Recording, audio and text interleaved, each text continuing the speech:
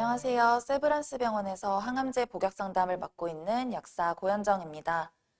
오늘은 혈액암에서 사용하는 주사 항암제들의 종류와 발생할 수 있는 부작용에 대한 강의입니다. 다음과 같은 순서로 강의를 진행하겠습니다. 먼저 주사 항암제와 경구 항암제의 비교입니다. 주사 항암제란 손등이나 팔의 혈관이나 피하 주사, 해당 장기 내로 항암제를 주입하는 것을 말합니다. 일정한 주기로 입원 또는 외래로 내원하여 항암제를 투여하고 흡수가 빠르고 흡수량이 일정하다는 장점이 있으나 경구 항암제에 비해 긴 시간 투여해야 한다는 불편함이 있습니다. 경구 항암제는 주사 시에 통증이 없고 내원하여 장시간 투여하지 않아도 된다는 장점이 있습니다. 하지만 복약 숙능도에 따라 영향을 받을 수 있기 때문에 복용 방법을 정확히 이해하고 정해진 시간에 맞추어 잊어버리지 않고 복용하는 것이 중요합니다. 다음으로는 항암제 부작용에 대해서 개략적으로 설명드리겠습니다. 항암제뿐만 아니라 모든 약제는 약효가 있고 부작용이 발생할 수 있습니다. 항암제의 경우에도 많은 부작용이 발생할 수 있으나 이러한 부작용보다는 암세포를 죽이는 작용의 이점이 크기 때문에 항암 치료를 지속하게 됩니다. 항암제 부작용은 조절할 수 있는 많은 보조 약제들이 있기 때문에 투여 중인 항암제의 부작용을 미리 알고 있다면 대처할 수 있습니다. 또한 항암제 부작용의 경우 같은 항암제를 투여한다고 하더라도 환자분들마다 다르게 나타날 수 있고 똑같은 항암제를 투여하더라도 이전 차수와 다음 차수에서 증상이 다르게 나타날 수 있습니다. 마지막으로 항암제 부작용과 약효와에는 상관관계가 없기 때문에 항암제 부작용이 너무 많이 나타나거나 나타나지 않는다고 해서 약효가 나타나지 않는 것은 아닙니다. 다음으로는 작용 기전에 따른 항암제를 크게 세 종류로 분리하여 설명드리고 부작용도 말씀드리겠습니다. 첫 번째로는 세포 독성 항암제입니다. 정상세포와 암세포는 모두 분열 시에 일정한 세포 주기를 거쳐 분열하는데 이러한 과정을 방해하는 가장 기본적인 항암제입니다. 암세포는 빠르게 분열하기 때문에 정상세포에 비해 더 많은 영향을 받고 암세포 외에도 분화 속도가 빠른 피부세포, 상피세포, 골수세포 등의 정상세포에도 영향을 미칠 수 있다는 단점이 있습니다. 가장 자주 발생할 수 있는 부작용 몇 가지를 먼저 설명드리겠습니다. 첫 번째로는 혈구 수치 감소입니다. 혈액암 환자분들의 경우 기저 혈구 수치가 낮은 분들이 많기 때문에 이러한 혈구 수치 감소 부작용을 더 주의해 주셔야 합니다. 혈구 수치는 크게 호중구, 적혈구, 혈소판으로 나눌 수 있으며 골수세포는 빠르게 분열하는 세포이기 때문에 항암제 투여 후 일주일에서 열흘 사이에 혈구 수치가 많이 낮아질 수 있습니다. 호중구 수치가 낮아지는 경우에는 면역력이 낮아지기 때문에 감염에 주의해 주셔야 합니다. 위생에 신경을 쓰고 사람들이 많은 곳을 피하며 대중목욕탕도 주의해 주시는 것이 좋습니다. 감염의 증상이 되는 38도 이상의 고열이나 물설사를 사나흘씩 보시면서 열이 나는 경우 즉시 내원하는 것이 좋습니다. 두 번째는 적혈구 감소입니다. 적혈구 수치가 낮아지면 빈혈 증상이 나타나므로 두통이나 어지러움, 심한 경우 숨이 차거나 쉽게 피로할 수 있습니다. 마지막으로는 혈소판 감소입니다. 혈소판은 지혈을 도와주는 세포이기 때문에 혈소판 수치가 낮아지는 경우 쉽게 멍이 들거나 지혈 속도가 더뎌 상처가 쉽게 낫지 않을 수 있습니다. 따라서 상처가 날 수 있는 과격한 운동은 주의해 주시는 게 좋고 코피도 쉽게 날 수 있기 때문에 코를 세게 풀지 않는 것이 좋습니다. 만일 코피가 3, 4시간 이상씩 지속되거나 혈변이나 객혈, 멍이 전신에 번지는 경우에는 즉시 내원해야 합니다. 두 번째로는 구역구토 부작용입니다. 항암 환자분들에게서 구역구토감은 흔하게 발생하는 부작용이나 모든 약제가 구역감을 유발하는 것은 아닙니다. 항암제의 종류에 따라 구역감은 4단계 정도로 나누어 발생할 수 있고 구역감을 많이 유발하는 약제의 경우 항암제 투여 전에 경구약 또는 주사제로 구토방지제를 미리 투여할 수도 있습니다. 세 번째로는 변비 또는 설사입니다. 변비나 설사는 항암제 자체의 부작용으로도 생길 수 있으나 다양한 원인으로 인해서도 발생할 수 있습니다. 빙크 알칼로이드 계열의 빈크리스틴은 변비를 특히 잘 유발하는 약제이나 항암 환자분들의 경우 철분제나 마약성 진통제 등을 함께 복용하시는 분들이 많기 때문에 변비가 더 쉽게 발생할 수 있습니다. 설사의 경우 지사제로 조절이 가능하나 지사제를 드셔도 설사가 지속이 되며 열이 나는 경우에는 감염의 징후이기 때문에 즉시 내원하는 것이 좋습니다. 다음으로는 피부 부작용입니다. 항암제들은 대부분 피부를 많이 마르게 하기 때문에 항암제 투여 후 피부가 건조해지며 가려움증이 발생할 수 있습니다. 따라서 핸드크림이나 보습 로션을 미리 발라주는 것이 도움이 됩니다. 또한 항암제의 부작용으로 피부 발진이나 벗겨짐 등이 발생할 수 있고 태닝하는 것과 같이 피부가 검어지는 색소 침착 부작용이 있는 약제도 있습니다. 손톱이나 발톱이 검어지고 줄이 생기거나 두꺼워지고 울퉁불퉁해지는 부작용도 발생할 수 있습니다. 이러한 부작용이 아니더라도 항암제들은 피부를 햇빛에 예민하게 만들 수 있기 때문에 장시간 외출 시에는 선크림이나 얇은 겉옷을 챙겨주시는 것이 좋습니다.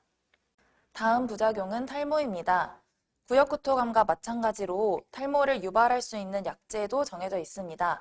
모든 항암제에게서 탈모가 발생하지 않고 영구적인 것도 아닙니다. 탈모를 유발하는 약제의 투여가 종료된 후 한두 달 뒤부터 다시 자라기 시작합니다. 하지만 탈모를 유발하는 약제가 아니더라도 머리카락이 가늘어지거나 두피가 예민해질 수 있기 때문에 두피에 자극이 갈 수 있는 염색 등은 피하시는 것이 좋습니다. 마지막으로는 구내염입니다. 항암제를 투여하는 경우 입이 많이 마르고 입이 마르는 경우 균이 자라고 쉽게 백태가 끼고 입에 염증이 생기는 구내염이 쉽게 발생할 수 있습니다. 구내염은 발생하면 잘 낫지 않고 구내염이 발생하는 경우 식사량이 줄어 컨디션이 저하될 수 있기 때문에 미리 예방하는 것이 중요합니다. 구내염을 예방하기 위해서는 입을 건조하지 않도록 물을 자주 마시고 가글을 자주 사용하는 것이 도움이 됩니다. 다음으로는 기관별로 발생할 수 있는 부작용을 나누어 설명드리겠습니다. 첫 번째로는 간독성입니다.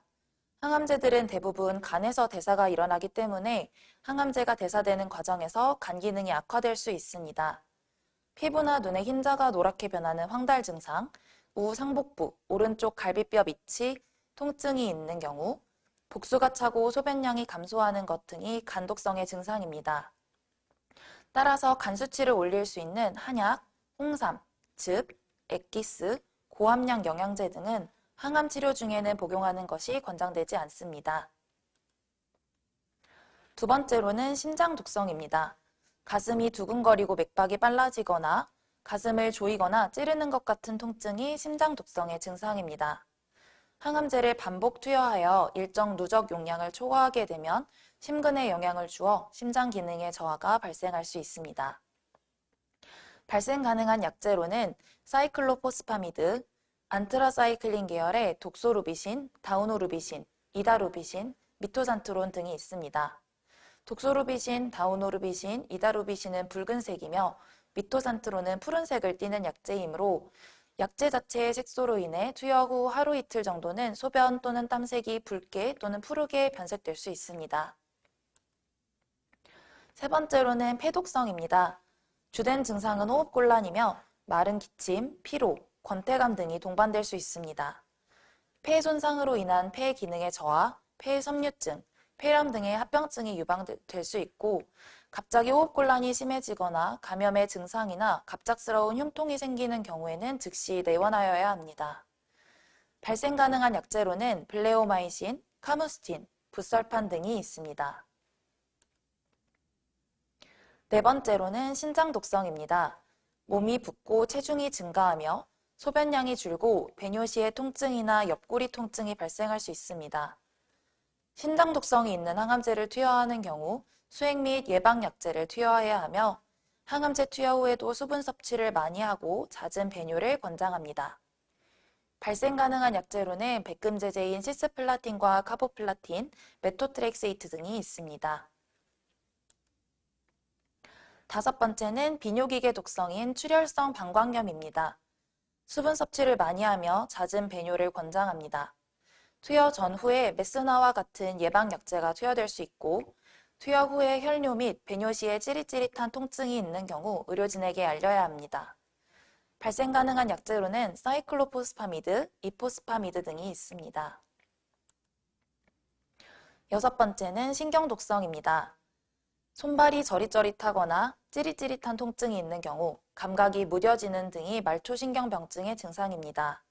투여 횟수가 증가함에 따라 부작용의 정도가 증가할 수 있으며 발생 가능한 약재로는 탁산 계열 항암제인 도세탁셀, 파클리탁셀 등 빈카 알칼로이드 계열의 빈크리스틴, 보르테조밉, 백금제제인 시스플라틴과 옥살리플라틴 등이 있습니다. 말초신경병증의 경우 다른 부작용에 비해 회복되는 속도가 더디다는 특징이 있습니다. 다음은 기타 부작용입니다. 시타라빈의 경우 결막염이 잘 생길 수 있는 약재입니다. 따라서 투여 후에 시야가 흐려지거나 충혈이 되거나 눈이 가렵거나 눈곱이 많이 끼는 경우에는 의료진에게 알리며 고용량의 시타라빈을 투여하는 경우에는 결막염을 예방하는 안약을 사용할 수도 있습니다. 시스플라틴과 카보플라틴에서는 이명 부작용이 발생할 수 있습니다. 소액에서 더 민감하나 청력 감소 등의 증상이 있을 시 의료진에게 알려야 합니다. 다음은 아스파라기나제 성분의 로이나제입니다. 알레르기 반응이 잘 발생할 수 있는 약재이기 때문에 투여 전에 피부 테스트 또는 전처치 약재를 투여할 수 있습니다. 첫 번째 차수 이외에도 피부 부작용 등이 발생할 수 있기 때문에 투여 시에 호흡곤란, 가슴 답답함, 피부 발진, 발열 등의 증상이 있을 시에는 즉시 의료진에게 알려야 합니다. 또한 췌장 수치 증가에 부작용이 있는 약재이므로 급성 췌장염 등도 발생할 수 있습니다. 두 번째 계열은 표적 항암제입니다. 암이 발생하는 과정에 특정 유전자나 단백질, 신호전달 경로를 표적으로 하여 암세포를 선택적으로 공격하는 치료제입니다. 세포의 신호전달 경로, 혈관 생성, 세포주기 조절 등 암의 발생 및 진행과 관련된 기전에 작용합니다. 따라서 암세포의 성장을 선택적으로 차단하기 때문에 정상세포에는 영향을 줄일 수 있다는 장점이 있는 약재입니다. 혈액암에서 사용하는 표적항암제의 종류는 다음과 같습니다. CD19와 CD3을 표적으로 하는 블리나투모맙 성분의 블린사이토는 전구 비세포 급성 림프 모구성 백혈병에 사용합니다. CD20을 표적으로 하는 리툭시맙 성분의 맙테라 또는 트룩시마는 림프종, 만성 림프구성 백혈병 등에 사용하며 오비누투주맙 성분의 가사이바는 만성 림프구성 백혈병, 여포형 림프종 등에 사용합니다. CD22를 표적으로 하는 이노투주맙 오조가미신 성분의 베스폰사는 비세포 급성 림프모구성 백혈병에 사용하며 CD30을 표적으로 하는 브렌투시맙 성분의 에드세트리스는 호지킨 림프종과 말초 T세포 림프종 등에 사용합니다. CD33을 표적으로 하는 gem투주맙 오조가미신 성분의 마일로탁은 급성 골수성 백혈병에 사용하며 CD38을 표적으로 하는 다라투무맙 성분의 다잘렉스는 다발성 골수종에 사용하는 약재입니다. 마지막으로 CD79B를 표적으로 하는 폴라투주맙 성분의 폴라이비는 미만성 거대 비세포 림프종에 사용합니다. 표적항암제에서 나타날 수 있는 주요 부작용입니다. 첫 번째로는 주입 관련 반응이 나타날 수 있습니다.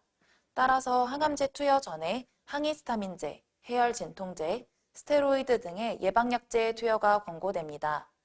투여 시에 알레르기 반응인 발열, 오한, 발진, 가려움, 어지러움, 두통, 저혈압, 눈이나 입술이 부으며 호흡곤란 등이 발생하는 경우에는 즉시 의료진에게 알려야 합니다.